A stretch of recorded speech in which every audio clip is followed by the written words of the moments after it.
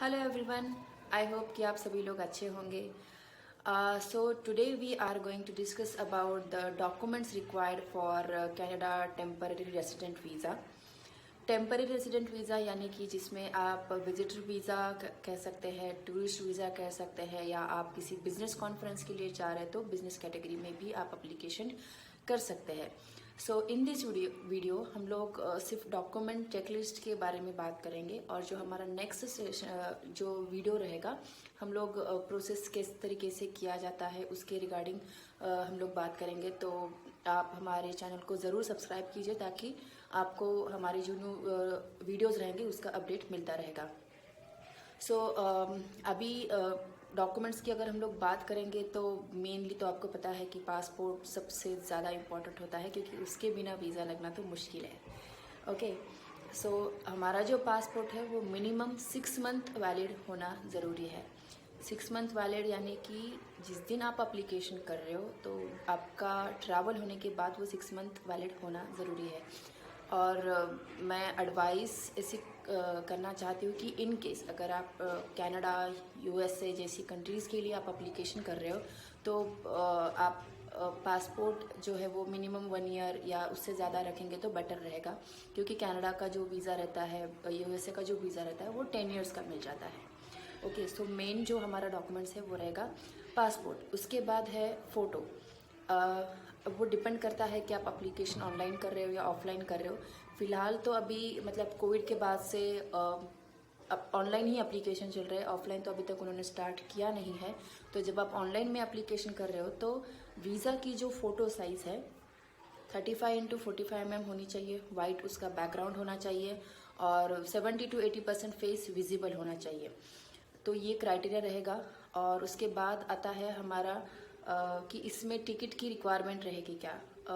No, this is completely optional.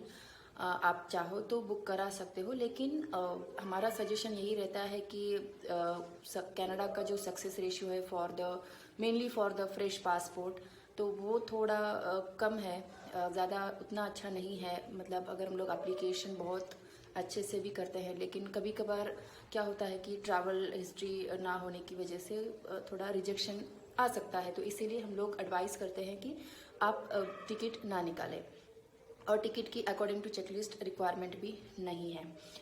उसके बाद सवाल आता है अकोमोडेशन का। अकोमोडेशन में अभी दो तरीके से होता है कि अगर आपका कोई रिलेटिव, कोई फ्रेंड नहीं है कनाडा में, तो आपको होटल बुकिंग्स या फिर आप कहाँ पर रहने वाले हो उसका एटलीस्ट नोटिफिकेशन देना पड़ेगा थ्रू द कवर लेटर। और अगर आप होटल में आपका कंफर्म हो चुका है तो आप उसकी कॉपी भी अटैच कर सकते हो। अगर आप किसी आपके फ्रेंड या रिलेटिव्स के पास रहने वाले हो तो आप उनका इनविटेशन लेटर, एड्रेस कॉपी मंगवा सकते हो। तो हम लोग ये जो पॉइंट है वो इनवाइटी डॉक्यूमेंट्स में हम लोग डिस्कस करेंगे। नेक्स्ट हमारा जो डॉक्यूमेंट्स है इट्स रिगार्डिंग द, अगर आप जॉब करते हैं कहीं पर तो आपको लास्ट 3 महीने की सैलरी स्लिप्स अटैच करने हैं। उसके बाद अटैच करना है आपका saving account statement. Saving account statement आप ओरिजिनल साइन एंड स्टैम्प ही आप अटैच करें, क्योंकि वो थोड़ा इफेक्टिव रहता है। और मिनिमम बैंक बैलेंस जो है वो 5 to 7 लाख, अगर आप 10 to 12 डेज़ के लिए ट्रैवल कर रहे हो तो मिनिमम 5 to 7 लाख का मिनिमम बैलेंस होना ज़रूरी है। उसके बाद आता है आपका जो जॉब ऑफर लेटर रहता है, अगर उसमें जो डेजिग्नेशन मेंशन किया रहता है, सैलरीज मेंशन की रहती है, तो उसका आप एक कॉपी अटैच करा सकते हो। और अगर आपका जाना कंफर्म है, अगर आप लीव सैंक्शन लेटर, डिपेंड करता है लीव सैंक्शन लेटर, क्योंकि कनाडा का जो प्रोसेस टाइमिंग है वो बहुत ज़्यादा है। अगर आपका प्लान कंफर्म नहीं है जाने का, सिर्फ वीज़ा निकलवा के रखना चाहते हो, तो आपको लीव एप्लीकेशन लेटर अगर आप नहीं भी अटैच करते तो that's not an big problem. But अगर आपका जाना कंफर्म है और आपको भी लगता है कि मुझे वीज़ा मिलना ज़रूरी है, लाइक जैसे आप बिजनेस वीज़ा करते हो, उसकी में कॉन्फ्रेंस मीटिंग जो रहती है वो कंफर्म रहती है, तो आपको उसके लिए अगर आप जॉब करते हैं तो आप लीव सैंक्शन लेटर ज़रूर अटैच कीजिएगा, मेन रहता है। उसके बाद अगर आपका खुद का बिजनेस है, आप खुद सेल्फ एम्प्लॉयमेंट है, तो आप आपका जो जीएसटी सर्टिफिकेट रहता है, शॉप एक्ट रहता है, आपके बिजनेस रजिस्ट्रेशन के जो डॉक्यूमेंट्स रहते हैं, आपके कंपनी के आईटीआर रहते हैं लास्ट 3 साल के, वो भी आप अटैच कर सकते हो। अगर आप जॉब करते हैं तो भी आपको मिनिमम 3 साल के आईटीआर करना ज़रूरी है।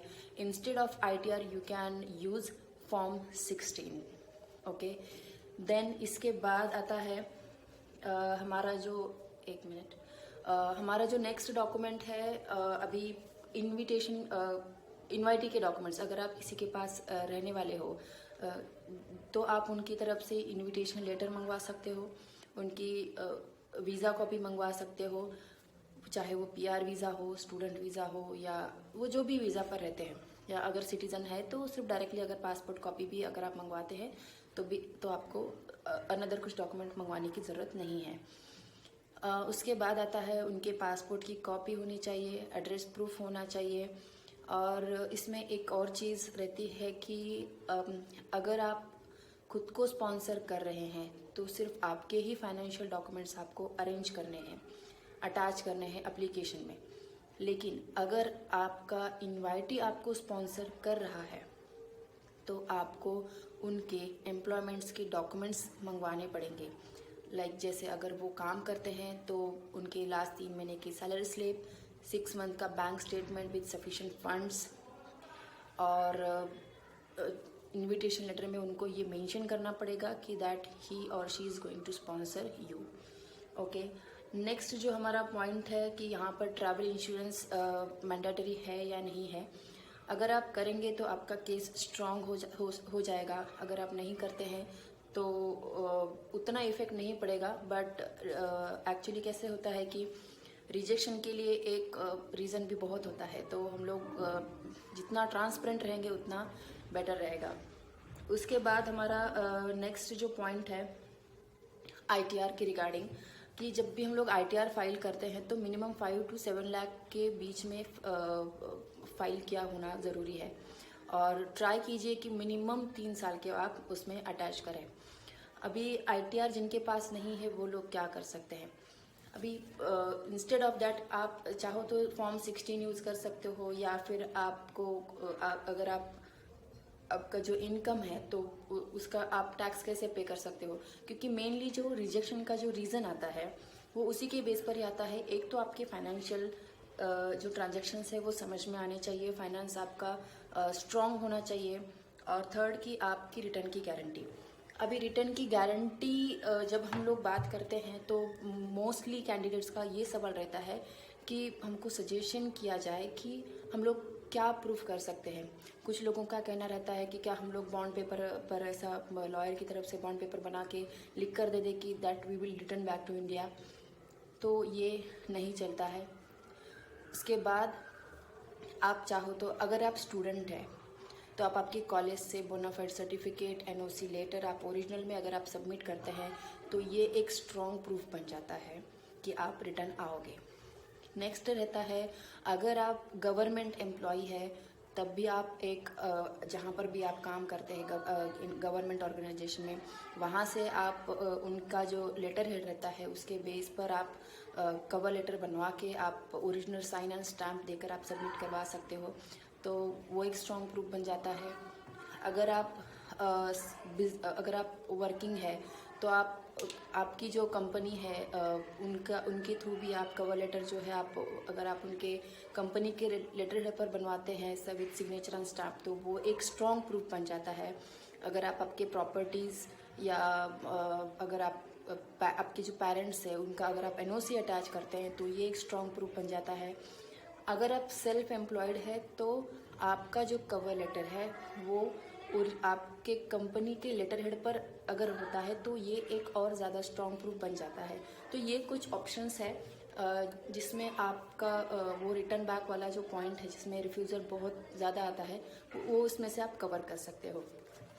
नेक्स्ट तो ये कुछ इम्पॉर्टेंट डॉक्यूमेंट्स लिस्ट है जो हमने इस वीडियो के थ्रू कवर करने की कोशिश की है, बताने की कोशिश की है।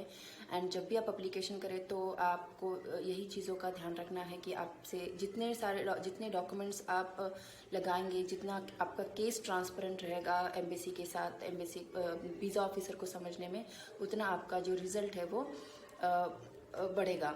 और जब भी आप इनविटेशन जो भी लेटर मंगवाते हैं तो वो भी आप ओरिजिनल में ही मंगवाइएगा, वो भी एक बहुत ज़्यादा स्ट्रॉन्ग प्रूफ बन जाता है, तो उससे आपका जो सक्सेस रेशियो है वो बढ़ जाता है। तो हमारे पास ऐसे भी केसेस हैं जिनका फ्रेश पासपोर्ट पर वीज़ा लगा हुआ है।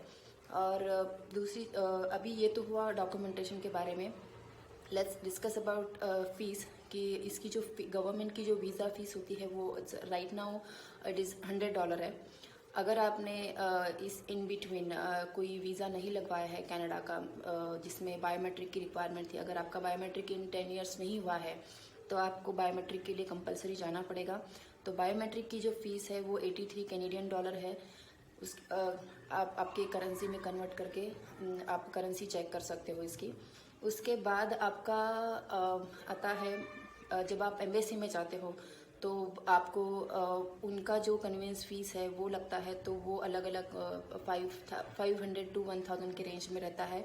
और जब अगर आप वहाँ से कुरियर अगर आप चाहते हो कि आपका काम हो जाने के बाद पासपोर्ट, जब आपका पासपोर्ट की रिक्वेस्ट आती है तो अगर आप खुद से जाकर एम्बेसी में पासपोर्ट सबमिट करते हैं तो आपका 1 वे कुरियर का ही चार्जेस लगेगा। अगर आप चाहते हो कि आपका जो पासपोर्ट है वो घर पर आकर पिकअप हो तो आपको 2 वे चार्जेस लगेंगे, तो वो थोड़ा फ्लक्चुएट हो सकता है। तो इट्स अबाउट 1,500 से 2,000 के रेंज में वो अमाउंट रहेगी 2 वे कुरियर की। तो ये कुछ डिटेल्स है जो हमने डिस्कस की है। इन केस अगर कुछ आपको डाउट है आपका, या फिर आपका खुद का कोई कनाडा का एप्लीकेशन करना है तो आप हम दिए गए कॉन्टैक्ट नंबर पे हमें ज़रूर कॉन्टैक्ट कीजिएगा। जितना हो सके हम लोग आपको हेल्प करेंगे। और जाते जाते भी यही बोलना चाहूँगी कि अगर आपने चैनल को सब्सक्राइब नहीं किया है तो प्लीज़ डू दैट, बिकॉज हमारा जो नेक्स्ट सेशन रहेगा वीडियो का तो कनाडा की रिगार्डिंग भी रहेगा। Okay, thank you so much, have a nice day.